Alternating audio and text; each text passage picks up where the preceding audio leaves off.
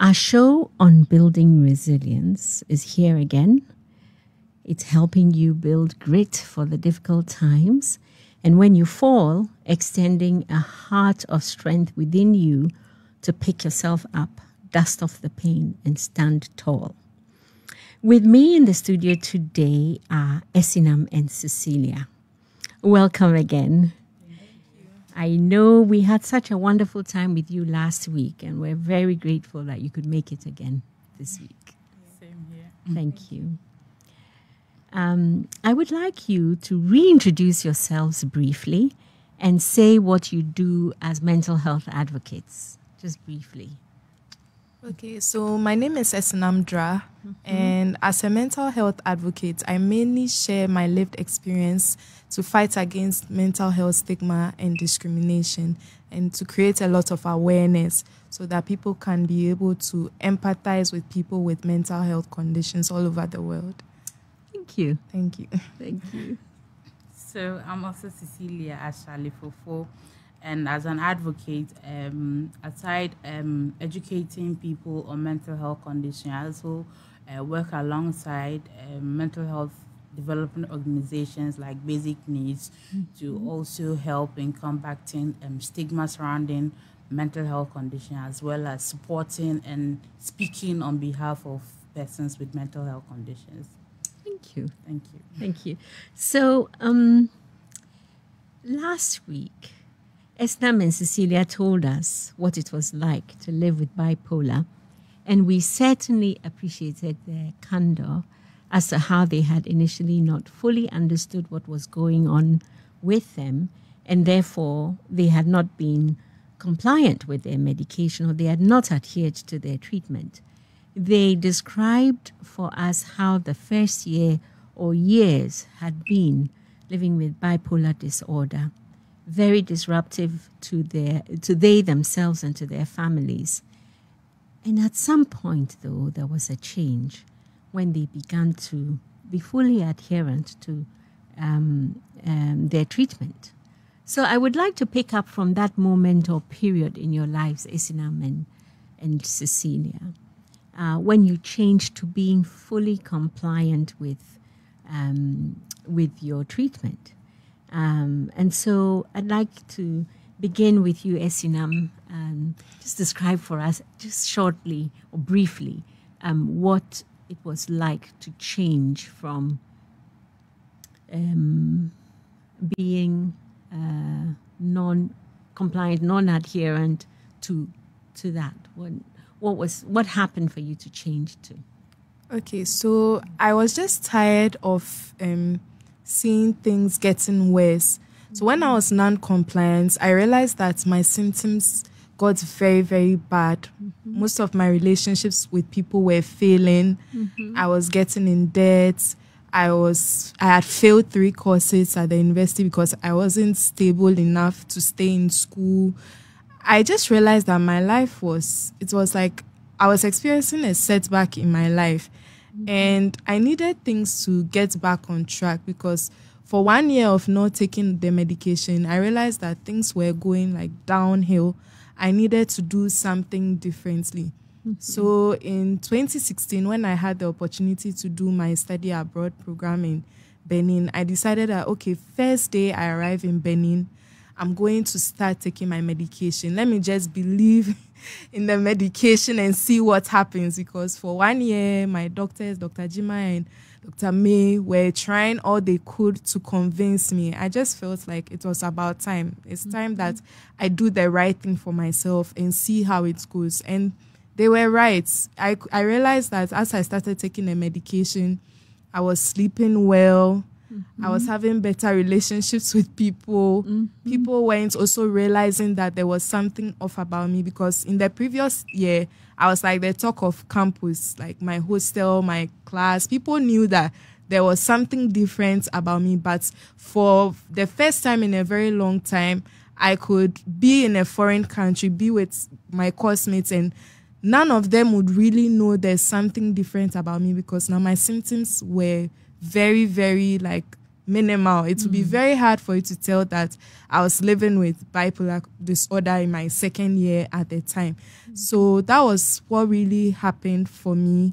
And I'm grateful that I did not stay in that period of denial for long, because I always tell people that for everyone, when they are newly diagnosed, it's like a phase. We all go through it, where you are in denial, you are angry at God, you are angry at yourself, you are angry at so many things that you felt could have been done differently or could have gone in another direction, and now you have ended up in this state. So I'm just glad my period of denial was for 1 year, and I decided to stay on that journey and never go back, because there's a tendency that when you are getting better, you feel like you are okay. I don't need the medication again, and all those things they were saying were not true. But I would encourage people not to like just believe that you are okay. You don't need a medication, because the medication will get you stable. And it even says in the leaflets, in the boxes of the medication, that do not stop your medication even when you don't experience symptoms anymore. If you want to stop your medication, you even have to talk about it with your doctor. And you started this journey like as a team. So why is that when you're feeling okay now, you just want to stop and do things your way? So I'm glad that I listened to my doctors. And since then, the only times that I refused to stop taking my medication was when I got convinced by some pastors that I was well and I didn't need the medication. And that came with its own consequences. And since then, I don't listen to people. Like, I have my faith. I believe in God, and I believe that this is what God is using to heal me. This is what God is using to make me stable, to be able to live a normal, in quotes, life like everybody else. Right. Yes. Right. So there was a change of scenery. Yes. Where you had to rely on yourself. Yes. And then you decided that, okay, let me listen to what the doctors are saying. Let me try it out. Yeah, and it worked. I saw the difference. It was very clear. Because when I wasn't taking my medication, I was having a lot of insomnia. I couldn't sleep in the night. I was always worn out, very irritable. I just felt like a different person. And when I felt like taking a medication had now gotten me back to my old self, and it was a relief, a huge relief. This is great. It's like a young man who said to me that once he got a diagnosis of bipolar, he was very relieved, because for him, the diagnosis explained all the symptoms, the things he had been feeling and was bewildered about. And so having a name to it told him that he wasn't wrong. He wasn't just acting up. There was something the matter, and that something could be done about it. Yeah. So, okay. I'm glad for him, because some of us, when we got to know what was wrong with us, we were not happy. So it's different for everybody. Right. Yes, I thought that was interesting. Yeah. Cecilia, how about you? Can you tell us about your experience the point at which you turned? Yeah. Yes. I would also say my transition was quite emotional, because I realized that I was always living in regrets, because as I wasn't taking my medication, I was relapsing and doing a lot of things that I would have avoided if I had taken the medication, like trying to, harm my husband, harm myself. And after you are stable, you look at yourself and you live in so much regret that why did I do this to myself? But at a point I was doing it, I had no control. So afterwards, I live with so much regret. Why? So and additionally, what even made me want to take the medication more was because of my son. I'd given birth to him not quite long, and sometimes when I'm being taken on admission, he will be left with his father alone. It was, and when I come back, I'll feel bad for my child. I'll ask myself, why did I bring this boy into the world to cause him so much pain? So all those things made me want to, like, get a different mind about not taking my medication. I wanted to take it to also as well see whether what the doctors were saying were right, and it's true.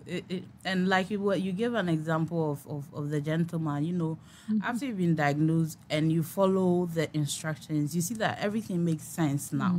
It makes sense why you are feeling this way or that way, and you learn to appreciate your medications because they make you so stable that nobody can notice that maybe sometimes you go off. Yeah, so I would say, because after having episodes, the regrets that I lived in, looking at my son, the kind of future I want for him, and the kind of pain I put him through whenever I'm on admissions, all those things made me want to have a different thought and then comply to the medications.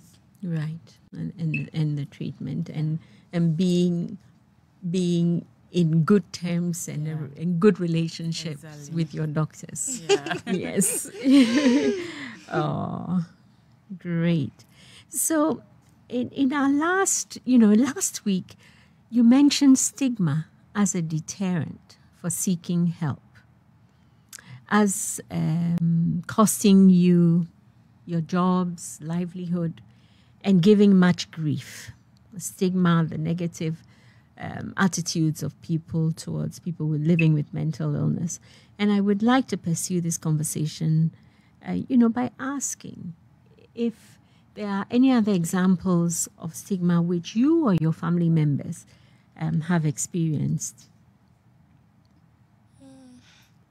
Aside from losing your job and, that. Esinam, do you want to? Yeah. Cecilia. Yes. Cecilia, would you like to go first on this one? Last week we spoke about losing our job. Aside that, stigma comes in various forms, especially the social stigma. Living in a community of persons where they do not really understand mental health conditions and all it's about. They see a young, wonderful girl moving about her daily activities, and all of a sudden there's a transition from moving about her daily activities to doing certain things that socially it is not accepted in the community. So that's what I would say also contributes, because they start then to shy away from you, you see. And for my issue, aside losing my job, in the community, the way people started relating to, especially my husband. I think last week I spoke about it, where someone even approached him and said that, why are you still staying with such a person? She was slim and all that. Now she looks like someone who is 40, an old lady. Why you still stay? If it were to be me, I would have been long gone, And these are all things that, imagine if my husband was also, he put those thoughts in and was hammering on them. Right. It could have been worse. He might have left me just to find peace, not necessarily maybe wanting to leave me, but also to find peace with himself. So it can cause more harm than we even can imagine. Yes. Yeah. So aside even people in the community, even at your workplace, sometimes it comes in there. There's stigma at workplace.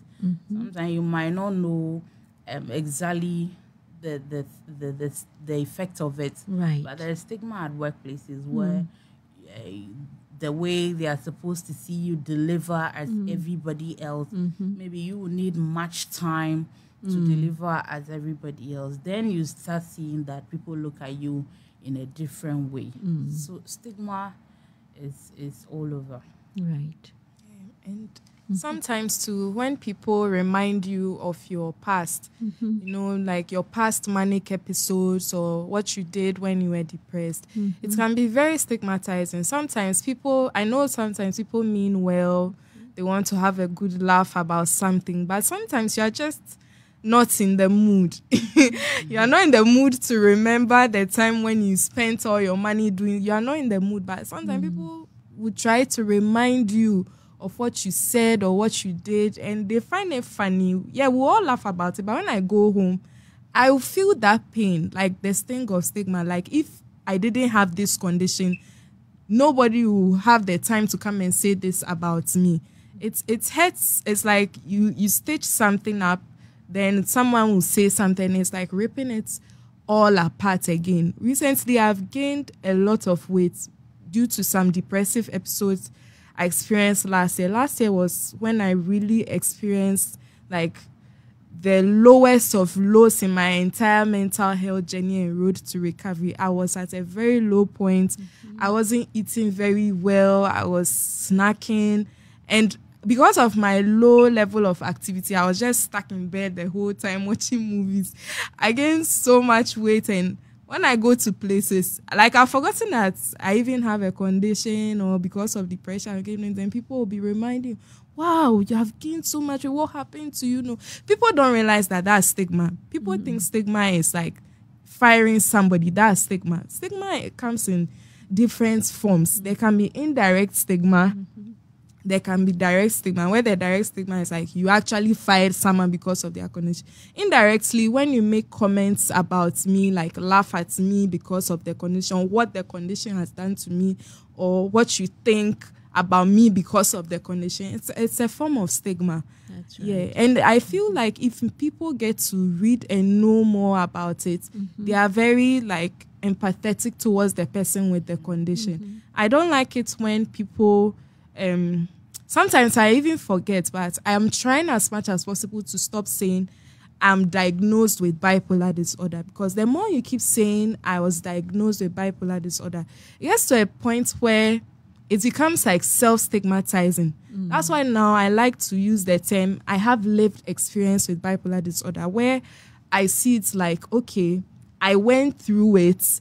I'm still on that journey. I have lived the experience. It doesn't mean that this is who I am. It doesn't define who I am. I would like to be treated like everyone else. I would like to be respected like everyone else with dignity. I don't want to be given that label, because when the labels come in, it opens you up for a lot of stigma. That's right. Yeah, stigma that sometimes you are totally unprepared for. Sometimes I think because I've been a mental health advocate for quite some time, I'll be used to it when maybe someone discriminates against me or stigmatize. You don't get used to it. It's like a sting. It hurts every time. You can't say because a bee has stung you once, like now you are immune to the pain. Right. It still hurts. Even when people, on social media, I read comments people pass about people with bipolar disorder. It stings me as if I'm the one they are talking about. Our dear friend Abina Koko, sometimes when she posts like maybe something on social media, people come into the comment section insulting her, insulting the sickness, insulting everybody who has their condition, and saying sometimes we pretend we are using this condition to lie. And I feel like it's me they are talking about. No matter whether it's her they are talking about. It's like when you do it to one person, you are doing it to all of us. In as much as disability, there's diversity in there. We are all different. People don't realize that we are all different in the disability and mental health community. Sometimes when you insult people like that, it hurts all of us. It's really a heavy blow for all of us. I remember recently, Abena posted a picture with me, Cecilia, just the three of us, and people were like body shaming us in the comment section just in January. And I was just trying very hard not to reply people personally, because I just wonder, like, hey, so I wonder who are these people behind their phones actually insulting people and saying all these kinds of things, all because they think that, this sickness, it can never happen to them. They are protected, they are immune, it's far away from them, it doesn't run in their family, so they have the right to come and stigmatize and discriminate. it's very, very hurtful. It's very hurtful. You don't get used to it. And sometimes I wish that I wasn't even out there as a mental health advocate, because now I feel like people treat me maybe better because they know I have a connection. I just want to be like blend in with everyone else. When you get to know me and you know this, the invisible suitcase I live with, fine. But you don't need to treat me special because you just found out I had a condition. Be very nice and respectful towards all of us, and treat us with the dignity that you give to other people. It's very important. Yes, I hear you. And I think that the tendency for people who are not happy within themselves to project their unhappiness on others and say nasty things, that too is something we need to remember, that the people who make the nastiest comments are the most unhappy within themselves. And I think that when we remember that, we can just, let the negativity just roll off, because you're like, oh, hurting people hurt people. That's right. That's right. Do you still feel, last week you also mentioned about stigma turned inwards. Yes, and I thought we would explore that a little bit. Do you feel at this point in your development some self-stigma? Cecilia? Yeah, definitely. Self-stigmatization actually is also one point where you do not want to accept the fact that you now live with a condition. And with that, it can affect your dealings with other people, your relationship with other people. I quite remember with mine, I did not want to go out with people sometimes with fear that maybe what if something happens, I'll be exposed. So you tend to shun inside, coil inside by yourself. And some of the side effects that comes with the medication, like the weight gain. There are certain clothes, like even what I'm wearing now, I wouldn't have worn it, never, if it were to be some years back. I feel I have two bigger arms. You look so good in it. Thank you. So it's serious. You do not want to wear certain clothes. You always want to wear things to cover if even to your toes, so that people will not see that you have extra fats here. And I remember I never tucked in. I never tucked in with, maybe you wear jeans and then you have a belt, high waist, and then you tucked in with the belt. So later on in life, when I started getting more education, I realized that, I can also tuck in. It doesn't matter really when I show some small fat in the belly. Indeed. So the day I tucked in with the hot jeans, and I was like so proud of myself. I was like, wow. And I have a picture of that. Actually, when I posted it, I got a lot of comments. I was like, hey, so I was actually, comments. positive ones actually. So I was rather the one stigmatizing myself this time around. You get it? Yes. So self-stigma is also actually real, and it can prevent you from being your normal self and then doing things that you are entitled to freely to do. Yeah, it happens. Right. So that's something that we must guard against. Yeah. And sometimes too, when people walk on eggshells around you, it can make you stigmatize yourself a lot. Like sometimes people don't have to say or do anything particularly, but how they treat you makes you feel like you are not wanted. So I remember when I was my third year in university, yes, I was non-compliant with my medication, but I felt a lot of the stigma from the way people were treating me. I don't blame them because I was the one also making them feel that way, but their actions too, it just made me feel like there's something wrong with me. I am not wanted. I am not needed. I'm just like a death sentence walking around, a ticking time bomb. And so when the episodes come, it's like, yeah, I knew it was going to happen. It was going to happen anyway, because this who I am, this all my life is going to be about. So you don't even look at a life of like, positively, like a life where you are actually stable. So I've learned over the years to celebrate myself.